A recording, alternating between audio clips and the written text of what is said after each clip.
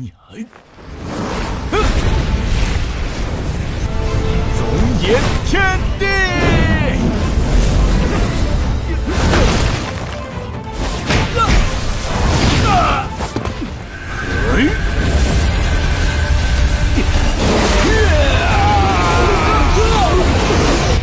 苍王大臣。Assalamualaikum squad capruk dimanapun kalian berada. Kembali lagi bersama gua Dwi di Ngacapruk Film. Ya, mau ngomongnya gimana ya? Iya udahlah, jangan lupa ngopi. Indomie seleraku, Indomie dari dan bagi Indonesia. Persembahan.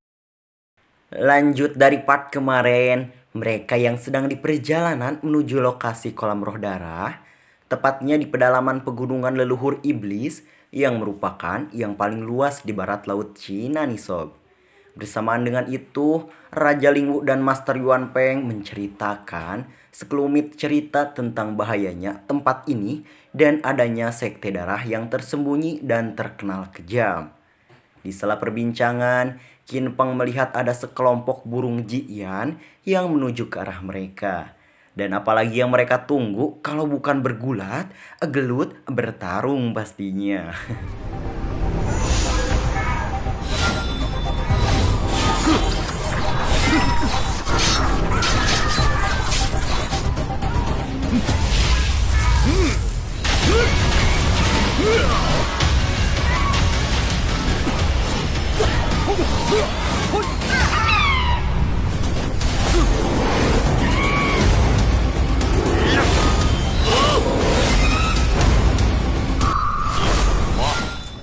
Sesudah itu mereka pun mendarat.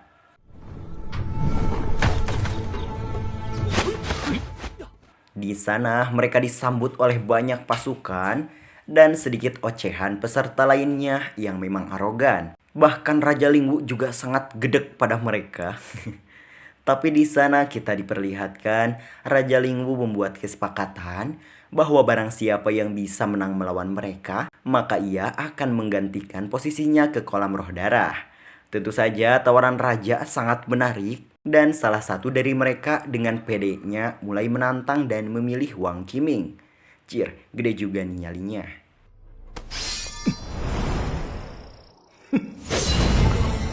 真当我王启明好欺负吗？火眼拳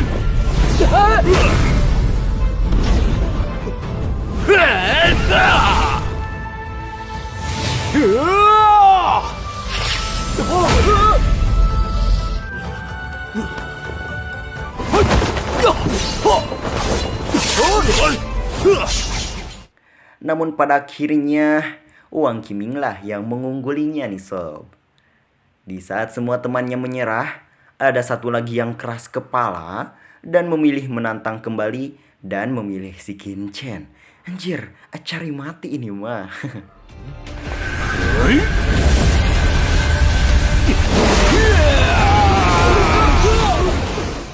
Hasil dari pertarungan mereka pun tentunya dimenangkan Qin Chen dengan ajian rawa rontek. Widih, serem nih bocah. Setelah Raja Lingwu selesai bercerita, Qin Chen dan lainnya dipersilahkan beristirahat dulu di tendanya masing-masing. Di dalam tenda seperti biasa, Qin Chen mengupgrade lagi kekuatannya agar bisa menerobos ke tingkat bumi menengah nih sob. Di sana si Wang Qiming rekan satu akademi sekaligus setenda, ia sedang berindihoi alias tidur dengan pedangnya. Di malam harinya, Qin Chen yang baru bangun, ia mendapati Wang Qiming sedang berlatih sendiri di hutan. Di sana, Qin Chen sedikit menasehatinya soal latihannya itu, yang akan merusak meridiannya dan membuat tangannya sakit dan bahkan bisa saja menjadi tidak berguna lagi. Karena tidak mau seperti itu, Wang Qiming meminta Qin Chen mengobatinya. Dan tiba-tiba setelah itu, Wang Qiming flashback ke kehidupan masa lalunya yang sangat kelam kelabu.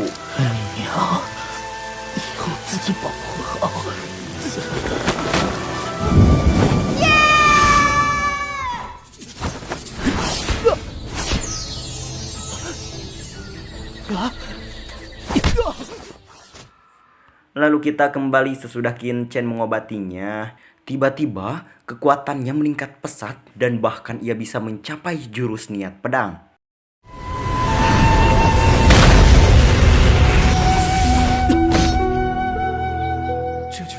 Juga ia berjanji akan selalu mensupport channel Ngacapruk.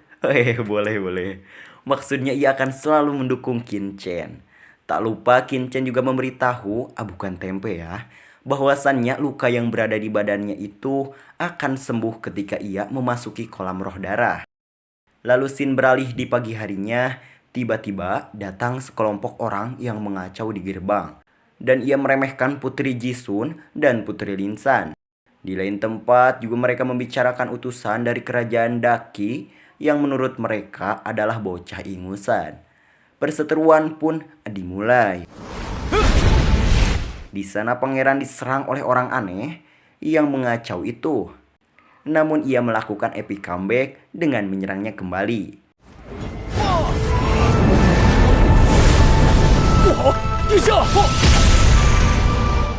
Sampai tikus ruk di tanah loh.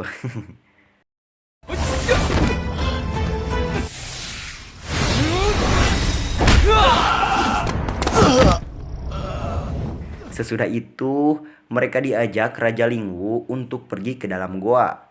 Dan terlihat banyak sekali orang di dalam sana, termasuk ada si cewek itu tuh yang lagi nyantuy. Merasa tidak dihargai, Raja Lingwu marah dan memberi pelajaran ke si cewek itu. Kemudian muncullah seseorang yang bernama Yu Qin Cheng dan diikuti oleh si kakek usil yang bernama Lingjong dari Paksi Guisian. Ia berkata bahwa tidak pantas seorang master nomor 1 di kerajaan Daki menyerang seorang murid perempuan. Raja Lingwu yang terpojok oleh kata-kata mereka berdua, ia memilih untuk ngaleos ke belakang. Tiba-tiba datang juga sekelompok ciwei-ciwei yang dari sekte Lintian. By the way, laki-laki di sana terpesona oleh mereka. Giliran yang cantik aja nih, gak pada julid. Singkat cerita, para tetua di sana membuka gerbang ke kolam roh darah itu.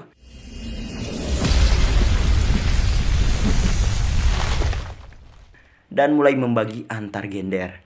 Maksudnya, cewek sama cowok itu dipisah lur. Dengan alasan, kolam itu bakalan merusak pakaian mereka. Dan poin pentingnya di situ, makanya dipisah.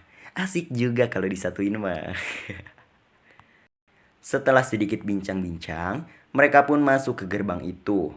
Dan terlihat Qin Chen juga memasuki kolam itu dan mulai menyerap energinya bersamaan dengan yang lainnya juga.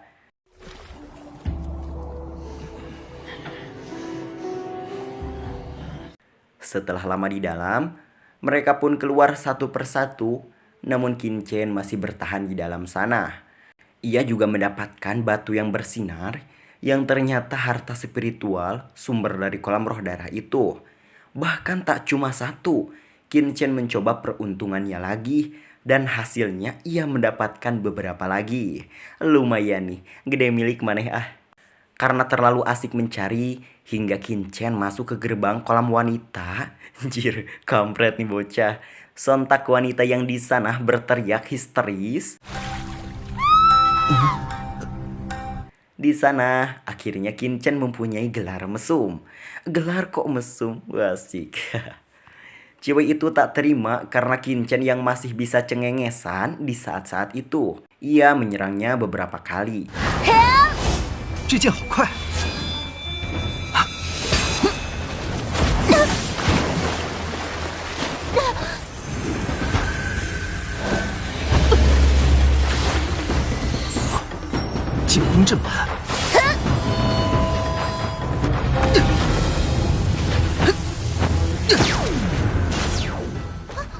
Sampai-sampai ke bawah air juga diudag si Kahid teh. Bagaikan kata pepatah, sudah jatuh tertimpa duit juga. Saat Qin Chen ke permukaan kolam, ia malah ketemu Lingshan dan kebetulan ada si Putri Jisun juga. Sesudah Jisun dan si Ciwei tadi pergi, Qin Chen muncul lagi dan sedikit bincang-bincang dengan si Lingshan. Lalu ia sedikit membantunya karena Ling San juga sudah membantunya juga. 好了，你继续修炼吧。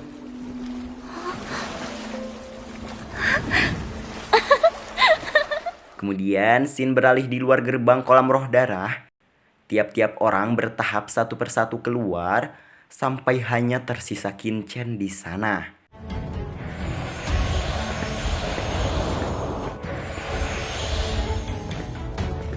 Suga.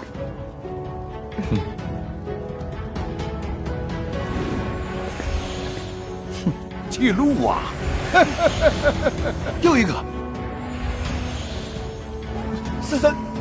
三个天级中期。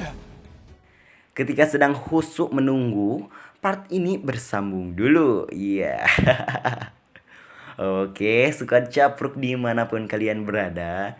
Jangan lupa di like, di komen, di share sebanyak-banyaknya.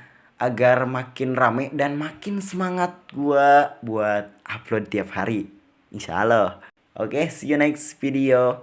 Bye-bye.